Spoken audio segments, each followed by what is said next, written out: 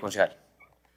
Muchas gracias, presidente. Lo primero es darle las gracias a este consejo y a esta corporación por haber puesto en primera plana la emergencia educativa. Hace pocos días denunciamos cómo efectivamente se había dado un saqueo sistemático y una negligencia en toda la operación administrativa de esta dependencia, y hoy ya tenemos un debate en el que estamos citando a nuestro secretario para que nos cuente la realidad y la profundidad de la crisis educativa que tenemos el día de hoy. Nosotros desde esta curul programamos unas diapositivas breves. Mientras las proyectan, les voy a ir dando algunos de los datos que hoy nos tienen un poco preocupados, y son los siguientes. Para la administración saliente no era para nada nuevo el tema de la emergencia educativa. La emergencia se declaró 2 días antes de que se terminara el periodo del exsecretario de Educación de la administración de Daniel Quintero, y fue producto precisamente de la denuncia que hizo el comité de empalme en cabeza del doctor Luis Guillermo Patiño, que se declaró esta emergencia educativa. Hasta 2 días antes de terminar su periodo, ellos no querían darle la formalidad a esta emergencia que hoy pone en riesgo un derecho fundamental, que es el de nuestros niños, niñas y jóvenes a la educación. Esto es una historia que nosotros ya teníamos avisorada y que vimos un trasegar de la misma durante muchos meses de la administración pasada. Todo empezó por allá en el 2020 y empezó con un tema particular y fue con Buen Comienzo. Yo quiero hoy dejar una salvedad, y es que esta emergencia educativa es el resultado de múltiples errores y negligencias sistemáticas que la administración anterior tuvo frente al tema educativo, la desatención de nuestros niños, el saqueo en el marco de los escándalos de corrupción más graves que ha experimentado, que ha visto la ciudad de Medellín, y la utilización politiquera de los funcionarios, de las entidades que tienen que prestarle servicios tan importantes como el programa de alimentación escolar a nuestros jóvenes y niños. Todos elementos llevados a la utilización de un alcalde para el cual jamás la educación fue un derecho que tenía que garantizar, sino que fue una manera de hacer política y de enriquecer a unas corporaciones y a unos socios en el marco de su quehacer como actor político, nunca como un verdadero alcalde de la ciudad de Medellín. Así las cosas, empezamos con el 2020 y con el tema de Buen Comienzo, cómo a partir de una investigación en Fiscalía, este episodio llevó a que la exdirectora de Buen Comienzo y la exsecretaria de Educación estuvieran en casa por cárcel, por una presunta comisión de una serie de delitos como peculado y también celebración indebida sin los requisitos legales de contratos estatales. Detrimento que en su momento, según la Fiscalía General de la Nación, ascendió a 3.000 millones de pesos, pero con una serie de contratos que fueron cambiados y que fueron alterados para poder generar contrataciones directas de alrededor de los 30.000 millones de pesos. Así las cosas, con lo primero que nosotros experimentamos y vimos que se estaba metiendo esta administración fue con la alimentación de nuestros niños, niñas y jóvenes, los más vulnerables, como lo decía el secretario de Educación. Nos cansamos de denunciar este tipo de flagelos, nos cansamos de alertar, y efectivamente nosotros mismos, en visitas que hemos hecho a las instituciones educativas, hemos constatado no solamente en estas dependencias, sino en jardines de Buen Comienzo, que no tenemos todavía, gracias a esta crisis heredada, las condiciones para garantizar la alimentación de nuestros niños, niñas y jóvenes. Y hoy tenemos en riesgo de desnutrición crónica 30.000 niños en la ciudad de Medellín. Y que fuera solamente este escándalo, desde acá empezó a mostrarse a la ciudadanía toda una red de presunta corrupción y politiquería que nos llevó a ir revisando otros temas, entre ellos el tema de infraestructura educativa. ¿Cómo es posible que en Medellín, de las 423 sedes de los colegios públicos, llegamos a que el 95%, 411 sedes, estuvieran en condiciones malas y que no permitían la prestación del servicio educativo para nuestros niños y niñas. ¿Cómo es posible que en el 12 de octubre se cayó un techo encima de nuestros niños en plena clase, lesionando a 15 de los estudiantes? Acá, lejos de garantizar el derecho a la educación, estamos generando una vulneración sistemática de todo el entorno y del sistema educativo. Y hoy esta crisis que tenemos y que está siendo heredada a esta administración ha sido también calculada. A mí se me da por pensar que querían que en esta administración al alcalde Federico y a nuestro secretario les cortaran los servicios públicos de los colegios.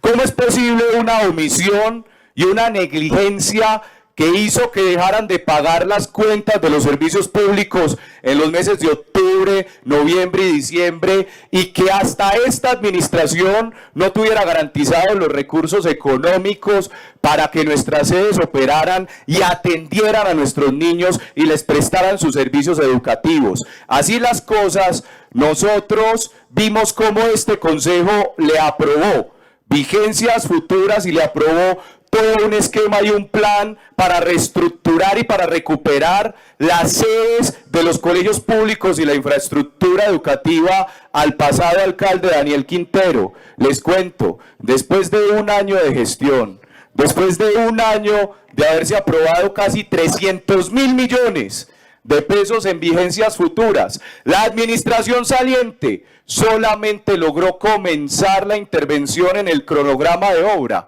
del 15% de las sedes de los colegios. Casos tan sonoros como en la Comuna 13, nuestros estudiantes tuvieron que ver sus clases en un salón parroquial porque no teníamos las condiciones en nuestras instituciones para acogerlos y para garantizar la seguridad de ellos y de ellas. ¿Cómo es posible que hayan desatendido la infraestructura educativa, que se nos cayeron los colegios, que se nos perdió el PAE, que dejaron de pagar las cuentas de los servicios públicos y que esto se lo quisieron heredar a nuestro alcalde Federico Gutiérrez? Yo sí quiero felicitar al secretario de Educación, que subsanó de manera rápida el tema de los servicios públicos y que se ha puesto la camiseta de manera incansable y que al día de hoy ya tenemos adelantados los contratos de vigilancia, los contratos también para el pago de los servicios públicos, los contratos de aseo, pero falta mucho por recuperar todavía en el marco de la crisis educativa que tenemos en Medellín. Y quiero recordar también en esta línea de tiempo cómo nuestra Secretaría de Educación fue tomada como fortín político para conseguir votos y adeptos en el marco de la campaña política. Un candidato del exalcalde Daniel Quintero a la alcaldía fue quien se tomó esta secretaría y obligaba a nuestros psicólogos, a nuestros funcionarios, funcionarias, a que le repartieran periódicos. Utilizaron la educación como un medio para conseguir votos, no como un medio para cumplirle el derecho fundamental a nuestros niños y niñas. Y esto fue denunciado de manera amplia y nosotros también hicimos las denuncias públicas al respecto. Esta secretaría, que es una de las más hermosas, que presta uno de los mejores servicios, que le garantiza el futuro a nuestros niños y niñas, que les garantiza que puedan tener proyectos de vida, pues realmente fue subyugada por la politiquería. Hay que erradicar todo rastro de politiquería en la Secretaría de Educación y no puede volver a pasar que haya funcionarios que sean coaccionados como pasó y como lo denunciamos públicamente para que le hagan campaña a un determinado candidato o a una fuerza política en la ciudad de Medellín. La educación no se puede politizar, es un derecho y lo tenemos que garantizar. Así las cosas, hasta en temas tan básicos como el tema de aseo, nuestro personal de aseo en la administración pasada tuvo que salir a huelga porque 40 días se retrasó el pago de sus servicios. ¿Cómo es posible que la desatención haya llegado hasta este punto? Pero claro, como la exsecretaria de Educación estuvo en casa por cárcel, hubo toda una crisis en materia administrativa y financiera en la Secretaría. Quedó acéfala, sin cabeza, sin norte, y hoy hay que recuperarla.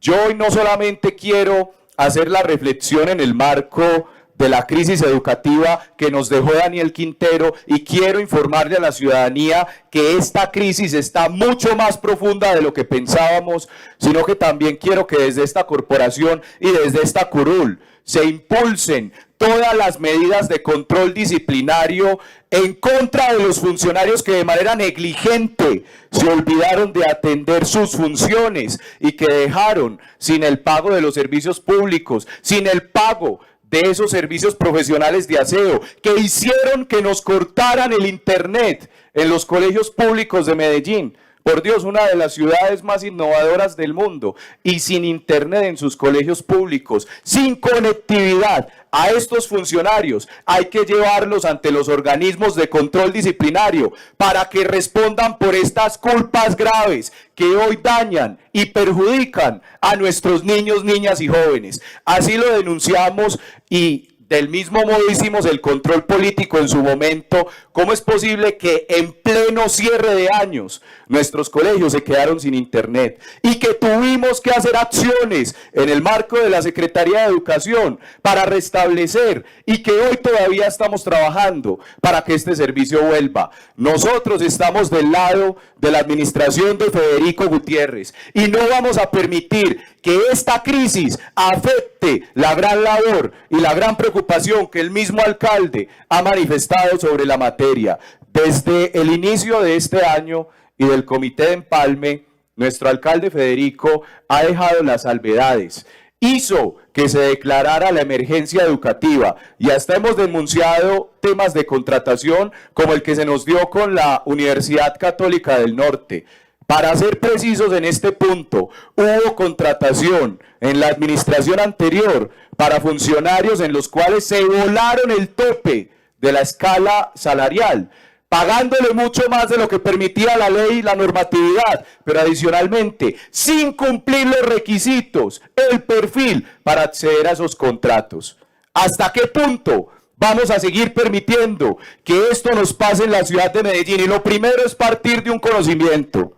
Lo primero es partir de informar a la ciudadanía que lo que pasó permeó de manera absoluta y completa a nuestra Secretaría de Educación, y que hoy no solamente vamos a continuar haciendo una auditoría forense exhaustiva para determinar hasta qué punto fue la amplitud de lo que pasó con esta entidad, sino que también tenemos que, presidente, le pido unos minuticos adicionales si es tan amable.